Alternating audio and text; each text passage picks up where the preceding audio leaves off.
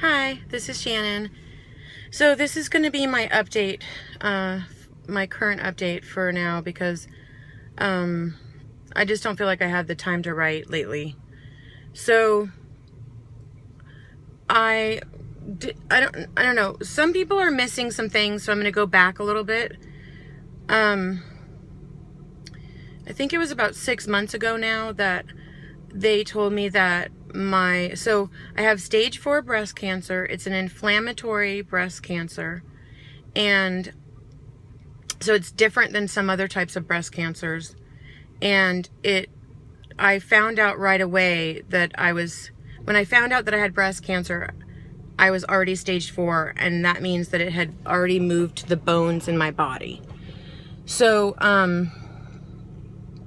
about 6 months ago, it had actually now moved to my liver. I had I think it was about 2 little spots of glowing cancer bits. Anyway, and I think now I have, and actually since my cancer lesions in the liver, they've actually gotten brighter and brighter, larger and larger, and added a few, I think. So when I went to Dr. Valero the last time, before this new treatment that I've been on for about 8 weeks, he suggested that I try a trial because he felt that his tool bag was getting smaller and smaller. He had used so many tools, and as he reaches into the bag of tools, there's less and less tools to use. So he was using different kinds of traditional chemotherapies and also a few targeted therapies too. They're chemotherapy too, but anyway, slightly different than the more traditional ones, and nothing has worked. So I have done about 8 or 9 different treatments before this last treatment. So I think this last treatment was like either treatment 9 or treatment 10. And so what Dr. Valero was saying, and actually what the researcher was saying when I first went in there, was that I can try this trial. If this trial doesn't work, then I can try other trials. This will open up the breadth of my resources, for healing, and this will be a win-win kind of thing. And so I said, okay, I want to do it. Obviously the other chemos weren't working, and I wanted to try something new. This drug has been really promising with a lot of other cancers. And I think they even found that it's promising I think it's going to come out pretty soon. The FDA approved, or is going to approve it for, the different kind of breast cancer, which is, estrogen negative. And so, which mine is not. I am estrogen positive, and I'm HER2 negative.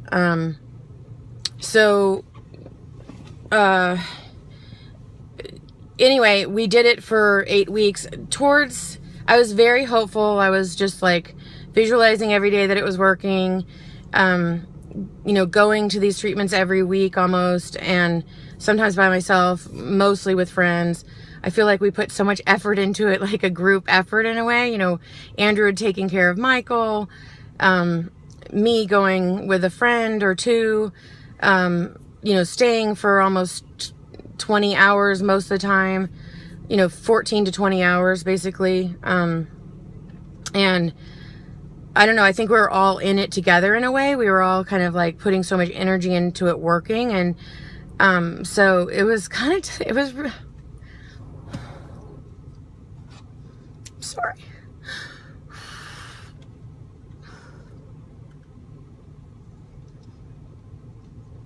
It's just disappointing.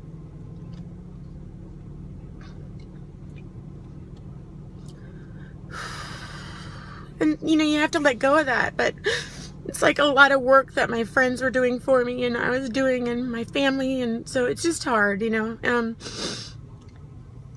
I know that a lot of people have it worse than me, so don't get me wrong, but so anyway,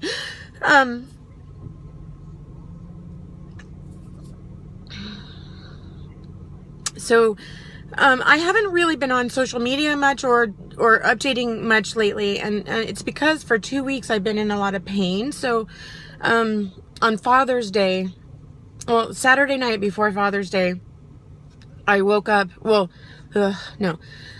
When I was going to bed, I was having trouble in my sternum, and it's just a really weird pain, and it was kind of like when you work out or you go for a long run and you get kind of weird cramps and stuff. And so I was doing all these kinds of yoga stretches and other stretches, and trying to get it to feel more comfortable in my stomach and in, you know, if I knew how to edit, I would edit this stuff out and then I would, you know, put it all together, but I just don't have the time to do that. So I'm sorry. Anyway, I was trying to get it to feel better, and I woke up on Father's Day and I was still feeling pretty lousy, but I don't know, I just didn't know exactly what it was. And so, you know, we tried to do a lot of the Father's Day, and I had planned actually to take Andrew out to dinner that night, and I wasn't able to make it, but we did a lot of things in the morning for Andrew, and then I just said, you know, I have to go take a nap because I'm in a lot of pain. And so I went into my room, and I kept thinking that I would, you know, that it should feel better soon. And it was really intense pain. I don't know if anybody's had an appendectomy, but it was up close to that kind of pain that I had with that. And so I decided at some point to go to ER, and because I had had a liver biopsy about 2 weeks before, and it was unlikely that that was what it was, but I just, you know, you never know. And so my friend kind of convinced me I should go because she knows I have a really high tolerance for pain, and she felt like if I was, you know, in that much pain and reaching out and stuff, that I probably was hurting pretty badly. So I went to the ER. They did a CAT scan and found that, well, at the time, I think he thought that my pancreas was inflamed. And he thought possibly that I had pancreatitis, or that I had new mets in my pancreas. And so he kind of didn't do anything for me. He just said to go and to get pain help the next day. So I went into my oncologist and got pain medicine for that day, you know, that later that Monday. And it was morphine, and I just have a really hard time on narcotics. I just don't do very well. I was very nauseous and sick. I threw up, I think, Monday night really pretty horribly. And then so I had an appointment with MD Anderson on Wednesday, and I was putting emails into them saying, hey, I have a new situation. I'm worried about it. I'm wondering if I should get restaging scans sooner. With the communication that I had, I thought they were going to do something on Wednesday. And then on Wednesday, I was in a great deal of pain, and I didn't take a morphine because it just makes me sick. Or maybe I took one, but I forgot to take Zofran, which is an anti-nausea medication. I'm not sure. But anyway, I was in serious pain on Wednesday, and I went in and I didn't get any help from, my doctor wasn't there. The fellow or the resident or whatever that works there wasn't there either. Just this nurse practitioner was sort of like, definitely pathological woman. She was kind of crazy. I mean, really not buggy. So I had to deal with her and didn't get any help and had to leave there. And so then I called my oncologist that back at home. She was able to prescribe methadone and Zofran so that I could get home. But then when we went to the pharmacy there, they didn't have the methadone, but they did have Zofran. So I took the Zofran and I was able to make it home. Heidi drove me home. And then, I don't know, I guess I didn't, well, Thursday, I just couldn't really manage much, like, my care. You know, it's like, you have to be a manager and a patient at the same time, and I just couldn't manage myself on Thursday. I was just very tired, and so I didn't do anything about getting the methadone. And so on Friday, my sister came into town, and she helped me. She just kind of motivated me to make the calls to get the methadone. And I made the calls to get the methadone, and I got it, and it actually worked in my system. It doesn't make me sick like the way morphine does. So And I take half of the pill because that seems to be enough to cut the pain. And then sometimes I take a whole pill at night so that I can get to sleep. So the pain has really gotten a lot better, but it's still consistently there. And sometimes I have it in my back.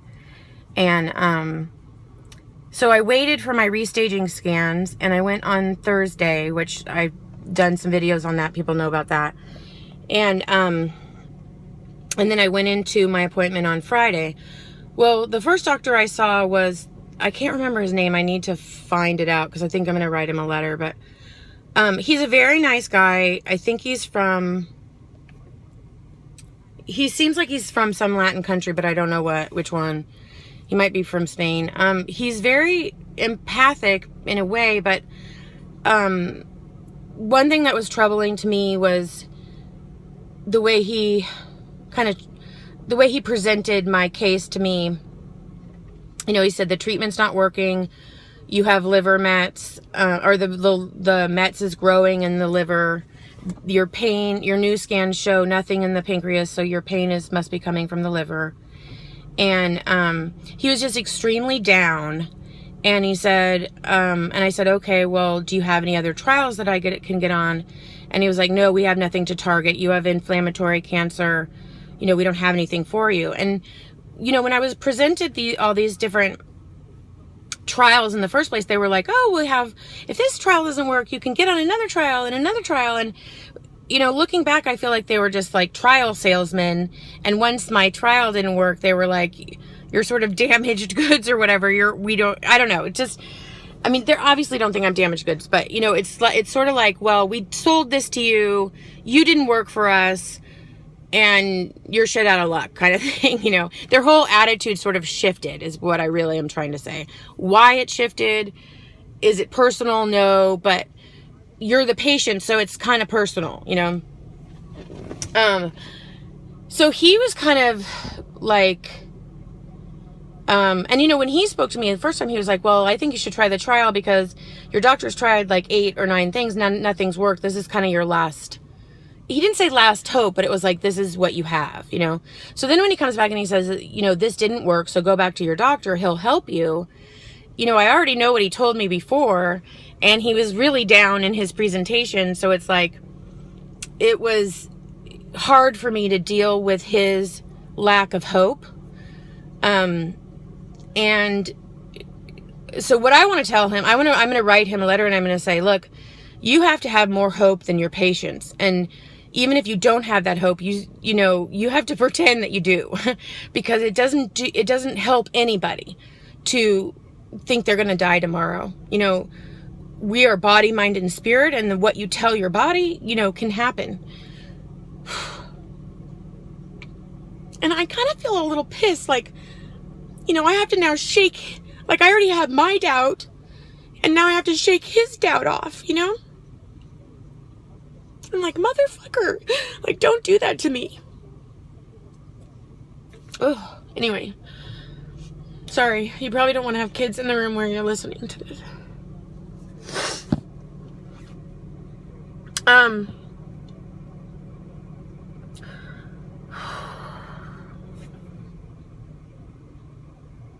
So then my doctor comes in and says, you know, the treatment didn't work, so, you know, you go back to Valero, we don't have anything for you. And I was like, really? You don't have anything for me? You know? And she's like, no, we just don't have anything for you. So I'm like, okay. And then she's like, well, I've called Dr. Valero, but he's not in. No one's in his office. And so, you know, you're probably going to want to call him on Monday. And so, you know, I was a little irritated at that too, because it's like, what? So then, you know, my lesions are just going to be growing until I get into Dr. Valero, you know, and you're going to, you know, and I said to her, did you put it in as an urgent request? Did you, you know, anyway, I just felt like she didn't really hand me off back to him very well. So that's irritating too. But, you know, I'll just be squeaky wheel. In fact, I'm going to church here in a minute. I'm in the church parking lot. Hopefully people don't think I'm nutty, but anyway, no one's going to see any of those emails until Monday anyway, so I'll just make sure